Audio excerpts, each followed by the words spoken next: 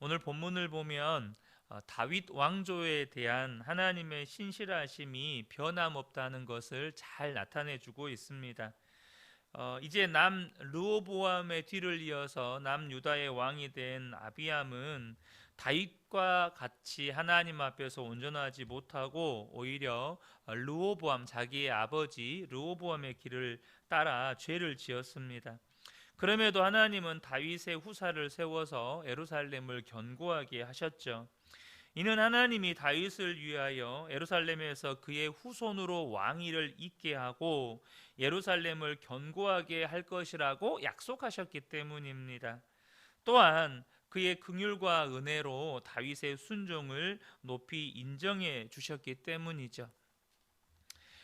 오늘 본문을 보면 방금 설명드린 것처럼 르호보암의 아들 아비암이 아버지의 대를 이어서 악을 행하는 모습이 기록되어 있습니다. 참 공교롭게도 여로보암과 르호보암 둘 다 이름이 비슷하죠. 북이스라엘의 여로보암, 남유다의 르호보암. 근데 두 아들들도 이름이 또 비슷해요. 오늘 이 르호보암의 아들은 아비얌이고요.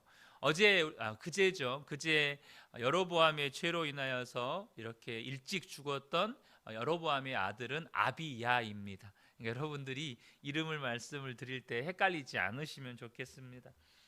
이제 르호보암에 이어서 남유다의 왕이 된 아비암은 앞서 말씀드린 것처럼 할아버지, 증조 할아버지죠. 그 할아버지 다윗의 길을 걷지 않고 자신의 아버지 르호보암의 악행과 또 그 어머니가 만든 아세라상을 만들었던 어머니의 길을 따라서 이렇게 우상 숭배를 그대로 이어봤습니다. 이 다윗의 온전한 신앙이 솔로몬과 이 르호보암 두 대를 거치면서 자취를 감추어 버리게 된 거예요. 이제 자신이 물려받을 수 있는 신앙의 유산이 거의 있지를 않는 것입니다. 여기서 먼저 우리가 보아야 할 것은 부모의 사명과 책임을 제대로 감당하지 못했던 이 아버지 르호보암과 또 그의 어머니 마아가를 먼저 보아야 한다는 것입니다. 그들은 아예 하나님을 안 섬긴 게 아니에요. 하나님을 섬기면서도 또 우상을 겸하여 섬기는 소위 말하면 혼합 종교 생활을 했다는 것입니다. 하나님께 여전히 예루살렘 성전에서 절기가 되면 제사를 지내고 또 제사장들을 통해서 1년에 이렇게 하나님 앞에 드리는 그런 제사들을 다 드렸어요. 그러면서도 또 우상 앞에서 절하는 혼합 종교 생활을 했다는 거예요. 여기서 부모로서 우리가 반면 교사로 삼아야 할 것이 이 하나님과 우상을 경험하여 섬기는 이 혼합 종교 생활의 무서움입니다. 하나님을 믿는다고 하면서 여전히 세상을 사랑합니다. 예수를 믿는다고 하면서 여전히 그 속에 사고 방식이나 가치관은 세상 풍조를 따라갑니다. 더 두려운 것은 이렇게 혼합 종교 생활을 하는 사람들 가운데 많은 분들이 자신이 그렇게 혼합 종교 생활을 하고 있다는 사실을 잘 인지하지 못하는 경우가 많다는 것입니다. 정말 열심으로 기도를 해요. 근데 그 기도의 제목이 하나님의 말씀과 하나님의 뜻을 쫓아 먼저 그 나라와 그 의를 구하는 게 아니고 내가 원하는 소원을 정말로 열심을 가지고 기도를 해요. 때로는 그 기도의 응답이 되어서 내가 원하는 것이 이루어질 때가 있거든요. 그러면 착각합니다. 내 신앙이 괜찮아. 이 정도면 내 신앙은 좋은 거야. 여러분, 신앙이라고 하는 것은 나의 원함을 이루어가는 게 아닙니다. 제가 얼마 전에도 말씀드렸지만 여러분, 신앙생활은 내 자아를 강화시켜가는 게 아니에요.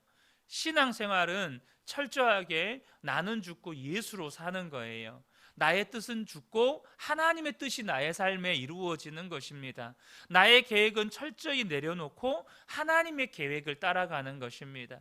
이것이 신앙생활이에요. 근데 열심히 기도한 결과로 내가 원하는 것이 더 강화가 되고 내가 원하는 것을 더욱 붙잡게 되어지고 내가 원하는 것만을 따라가는 것이 내 기도의 결과라면 여러분, 그것이 모양은 예수를 믿는 것 같은데 그 속에서는 여전히 나를 강화시키고 있는, 여러분, 이건 혼합 종교 생활과 똑같은 거예요.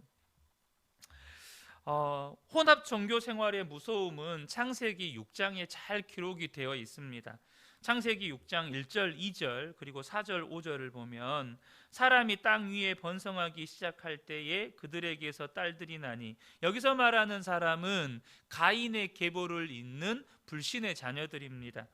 하나님의 아들들이, 여기서 하나님의 아들들은 셋의 계보를 잇는 믿음의 자녀들입니다. 사람의 딸들의 아름다움을 보고 자기들이 좋아하는 모든 여자를 아내로 삼는지라. 4절과 5절에 당시에 땅에는 네피림이 있었고 그 후에도 하나님의 아들들이 사람의 딸들에게로 들어와서 자식을 낳았으니 그들은 용사라 고대의 명성 있는 사람들이었더라. 여호와께서 사람의 죄악이 세상에 가득함과 그의 마음으로 생각하는 모든 계획이 항상 악할 뿐임을 보셨다. 이렇게 말씀합니다. 우리가 창세기 강해를 통해서 주일 설교 때 이 부분에 대해서 나누었기 때문에 자세히 언급하지는 않겠습니다. 그런데 제가 오늘 새벽에 말씀을 묵상하면서 제 눈에 더 이렇게 들어왔던 건 뭐냐면 이 혼합 종교의 무서움입니다. 무슨 말이냐? 하나님의 아들들이 사람의 딸들을 취하니까 믿음의 사람들이라고 하는 이 그리스도인들이 세상의 가치관과 세상의 사고 방식을 쫓아 살아가니까 곧바로 그 자녀대에 불신의 자녀들이 태어나 버리는 거예요. 우리가 여러분 다윗 때부터 르호보암 때까지 겨우 한 대입니다. 한 대. 물론 3대지만 솔로몬 바로 그 다음 때예요. 근데 아버지 다윗이 온전한 신앙을 가졌지만 솔로몬의 때 신앙이 변질되기 시작하더니 르호보암 때에 가니까 신앙을 완전히 잃어버리게 됩니다. 껍데기 모양은 가지고 있어요. 여전히 제사도 하나님 앞에 제사도 드리고 드려야 할 절기를 다 지키면서 종교 생활을 합니다. 그러나 르호보암은 악한 길을 따라갑니다. 여러분, 이 혼합 종교의 무서움이라는 것이 뭐냐면 예수를 믿는다고 하는 사람들이 세상의 가치관과 세상의 사고 방식으로 살아가니까 바로 그 자녀대에 바로 불신의 자녀들이 태어나더라는 것입니다. 단순히 불신 수준이 아니고 창세기 6장을 보면 세상에서 악을 행하면서 명성을 얻는 자녀들이 생겨나더라는 거예요.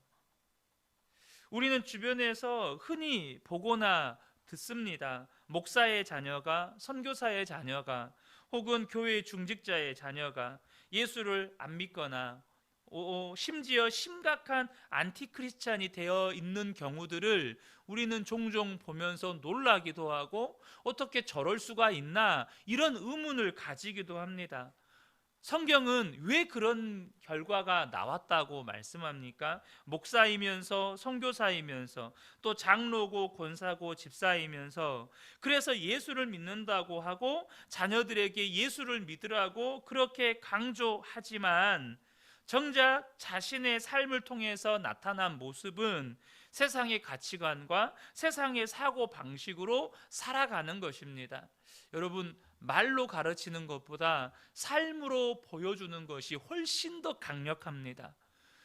말로 자녀들을 가르치는 것보다 삶으로 증명하는 게 훨씬 더 파괴력이 있어요. 그러니까 그것이 고스란히 자녀들에게 흘러가는 겁니다. 이게 혼합 종교의 무서움이에요. 예수를 믿는다고 하는데 바로 그 다음 자녀 세대에 불신의 자녀들이 태어나 버리는 것입니다. 그런데 여러분, 저와 여러분이 또 한 가지 보셔야 할 것은 이것이 부모의 책임만은 아니라는 것입니다. 분명히 부모로서 자녀들에게 다윗과 같이 온전한 신앙을 물려주어야 할, 그것을 보여주고 가르쳐 주어야 할 사명과 책임이 있습니다.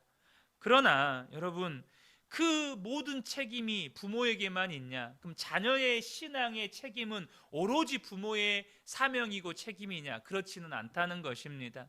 부모로서의 사명과 책임이 있다면 또 자녀로서의 사명과 책임이 있다는 거예요.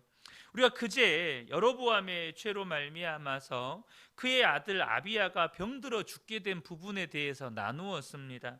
그런데 참 신기한 것은 그렇게 악한 왕의 아들로 태어났는데 온 이스라엘이 우상 숭배하게 만들어버린 그 시작점이 이 여로보암 왕이었을 만큼 정말 악한 왕이었는데, 성경은 그 아들 아비야에 대해서 평가하기를 열왕기상 14장 13절에 보면 여로보암 집 가운데에서 그가 이스라엘의 하나님 여호와를 향하여 선한 뜻을 품었음이니라.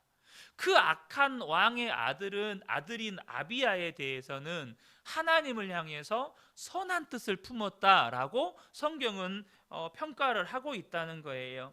이것은 우리에게 무엇을 말씀해 주고 있는 것입니까?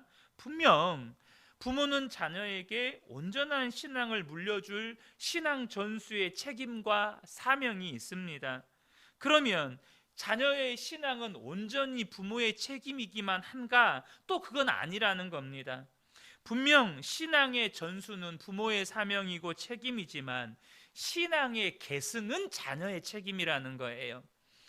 분명히 그 신앙을 내가 물려받을 것인가 거부할 것인가, 그 신앙을 내가 배울 것인가 배우지 않을 것인가는 또한 자녀의 책임이 있다는 것입니다. 여로보암의 아들 아비야는요, 아버지의 길이 잘못되었다는 것을 알았습니다. 아버지의 길이 악한 길이라는 걸 알았어요. 그래서 그는 아버지의 길을 따르지 않기로 결정했습니다. 성경에 이 아비야에 대한 평가는 하나님을 향해서 선한 뜻을 품었다, 이것이 전부지만 그 선한 뜻이 무엇이겠습니까? 아버지와는 내가 반대 길을 가겠다. 아버지는 저렇게 우상 숭배의 길을 가지만 나는 오직 하나님만 섬기는 길을 가겠다. 나는 오직 하나님만을 섬기도록 이 백성들로 하여금 하나님 앞으로 돌아오도록 만들겠다. 이런 마음을 아비야가 가졌다는 거예요. 우리는 이스라엘의 종교개혁 하면 요시야 왕을 떠올립니다. 그런데 그 요시야가 왕위에 오를 때 나이가 7살입니다. 7살이에요. 근데 그 어린 왕조차도요, 여러분, 하나님 앞에서 마음을 정하고 이스라엘 백성들로 하여금 하나님께 돌아오게 만드는 그런 그 놀라운 종교개혁의 도구로 하나님께 쓰임받습니다. 특별히 요시야 왕은 아버지가 일찍 죽었고 또 성전에서 숨어 살았기 때문에, 태어났을 때마다 이 쿠데타에 의해서 성전에 숨어 살았기 때문에 사실 신앙을 제대로 부모로부터 배울 기회조차도 없었습니다. 여러분, 저와 여러분이 자녀를 위해서 이 부분을 놓고 정말 기도하셔야 합니다. 분명히 우리도 온전하고 싶지만 우리가 온전하기만 합니까? 분명히 우리가 예수 믿지만 실수도 많이 하고 넘어지기도 하고 때로는 다윗과 같이 잘못된 길로 가기도 합니다. 근데 앞서 말씀드린 것처럼 여러분, 언어로 전달되는 것보다 삶으로 전달되는 것이 강력하다고 말씀을 드렸잖아요. 그러면 우리가 실수하고 넘어지는 삶의 모습들이 자녀들에게 고스란히 보여질 터인데, 그것이 오히려 자녀들에게는 더 강력한 파괴력을 가지고 전수가 될 텐데, 그러면 우리 자녀들은 그것을 그대로 계승해야 하는 것입니까? 그렇지 않죠. 바로 우리 자녀들이 여로보암의 아들 아비야와 같이, 혹은 이스라엘을 정말 다시금 하나님께 돌이키게 만들었던 요시야 왕과 같이 신앙의 분별력을 가질 수 있는 자녀들로 설 수 있도록 우리가 기도하셔야 한다는 거예요. 아버지, 부모 세대의 잘못된 것이 저건 잘못된 거야, 나는 저렇게 저 길로 가면 안 돼, 나는 정말 하나님이 기뻐하시는 길로 가야 돼, 부모의 그릇되고 실수하고 넘어지고 잘못된 길을 그대로 계승하는 게 아니라 때로는 그것을 비판하고 거부하고 오히려 하나님이 기뻐하시는 길로 걸어갈 수 있는 길을 선택할 수 있는 그런 자녀들로 자라날 수 있도록 우리 자녀들이 정말로 신앙의 분별력을 가진 아이들로 자라날 수 있도록 기도하셔야 한다는 거예요. 지금 이 여로보암의 아들 아비야는 아버지의 잘못된 길을 거절했습니다. 그리고 물론 여로보암의 그 잘못된 길 때문에 하나님께서 북이스라엘을 완전히 심판하실 때 그 심판을 보지 않게 하시려고 아비야는 일찍 데려가셨습니다. 그런데 반대로 이 르호보암의 아들 아비암은 아버지의 길을 그대로 분별하지 않고 아버지의 잘못된 길을 그가 바르게 분별해 보지 않고 그 길을 그대로 따라갔다는 겁니다. 사랑하는 성도 여러분, 저는 우리 자녀들이 우리의 연약한 모습에도 불구하고 다윗과 같은 신앙을 온전히 물려받을 수 있는 분별력을 가진 아이들로 자라날 수 있도록 저와 여러분이 자녀 세대들을 놓고 기도하셔야 한다는 거예요. 오늘 본문에 이런 아비암의 죄에도 불구하고 하나님은 다윗의 충성을 기억하십니다. 아비암은 다윗의 길을 떠났지만 하나님은 다윗의 신실하심에 대하여 그리고 예루살렘에서 다윗의 자손이 끊어지지 않고 왕이 되게 하십니다. 4절과 5절인데요. 그의 하나님 여호와께서 다윗을 위하여 예루살렘에서 그에게 등불을 주시되 그의 아들을 세워 뒤를 잇게 하사 예루살렘을 견고하게 하셨으니 이는 다윗이 햇사람 우리야의 일 외에는 평생에 여호와 보시기에 정직하게 행하고 자기에게 명령하신 모든 일을 어기지 아니하였음이라. 하나님이 다윗을 기억하셔서 아비암의 죄에도 불구하고 다윗에게 약속하신 그 약속을 신실하게 지키십니다. 다윗이 완벽해서가 절대 아니라고 말씀하십니다. 다윗은 간음했고 살인했지만 그럼에도 불구하고 다윗이 하나님의 마음에 합했던 이유는 그는 돌이킬 줄 알았다는 것입니다. 은혜를 기억했고 도리에 맞게 살 줄을 알았다는 거예요. 여러분, 그리스도인이 어떤 사람이라고 생각하십니까? 오늘 본문에 비추어 보면 그리스도인은 나의 신실함 때문에 누군가에게 하나님의 은혜가 흘러가게 하는 사람입니다. 저는 우리 근혜교회 모든 성도님들이 나의 신실함 때문에 누군가에게 하나님의 은혜를 흘려 보내주시는 그런 복된 분들이 되시기를 축복합니다. 누군가 나 때문에 하나님이 나를 기억하셔서 그 사람의 죄에도 불구하고 그 사람을 용서하시고 그 사람에게 다시 기회를 주시고 다시금 그 사람에게 은혜 받을 수 있는 기회를 열어주시는 것. 부모의 신실함 때문에 자녀가, 믿음의 선배들 때문에, 믿음의 선배들의 그 신앙의 신실함 때문에 믿음의 후배들이, 우리의 신실함 때문에 이 도시와 나라와 열방 가운데 하나님의 은혜가 흘러가게 되는 것입니다. 사랑하는 성도 여러분, 이를 보건대 저와 여러분이 분명하게 한 가지 기억하셔야 할 것이 있습니다.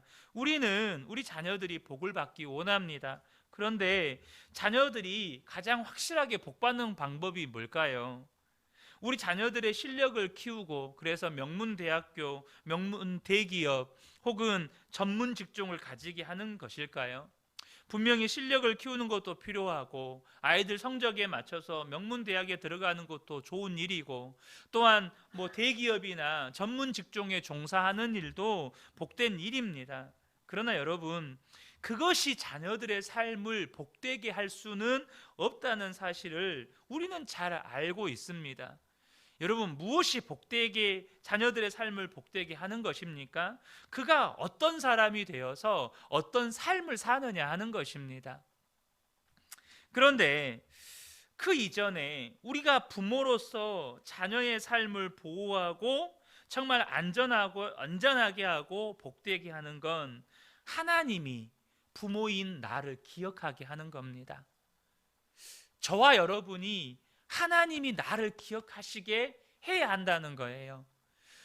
다윗이 신실하게 살았더니 하나님이 다윗의 자손들의 죄에도 불구하고 다윗을 기억하셔서 그들을 징계하기 전에 징계를 미루시고, 혹은 다윗의 그 등불을 끄지 않으시고 그렇게 대를 이어서 왕위를 잇게 만드십니다. 이유는 한 가지입니다. 하나님이 부모인 다윗을 기억하셨다는 겁니다.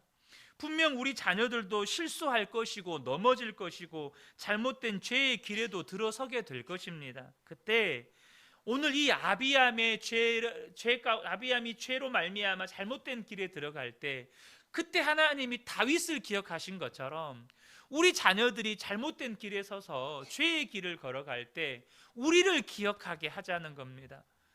부모인 우리를 기억하셔서 자녀들에게 다시 한번 기회를 두시고 다시 한번 그들이 하나님께 돌아올 수 있는 은혜를 베푸시는 그런 삶을 우리가 살아가야 한다는 것입니다. 그러려면 부모인 우리가 다윗의 길을 걸으셔야 합니다. 그 길이 무슨 길입니까? 순종의 길입니다. 나아가 돌이킬 줄 아는 길입니다. 우리가 잘못된 길에 들어서서 하나님의 책망을 받을 때, 하나님, 제가 잘못했습니다. 하나님, 제가 뉘우치겠습니다. 하나님, 제가 다시 돌아서겠습니다. 다윗과 같이 회개하고 돌이켜 다시금 의의 길로 돌아올 줄 아는 그런 신실한 길을 걸어갈 때 하나님께서 저와 여러분을 기억하셔서 우리 자녀들 또한 붙들어 주신다는 것입니다. 이 새벽에 함께 예배하는 우리 모든 성도님들이 정말로 다윗과 같이 정말로 온전한 신앙의 길을 걸어가시는 복된 분들 되시기를 예수님의 이름으로 축복합니다. 아멘.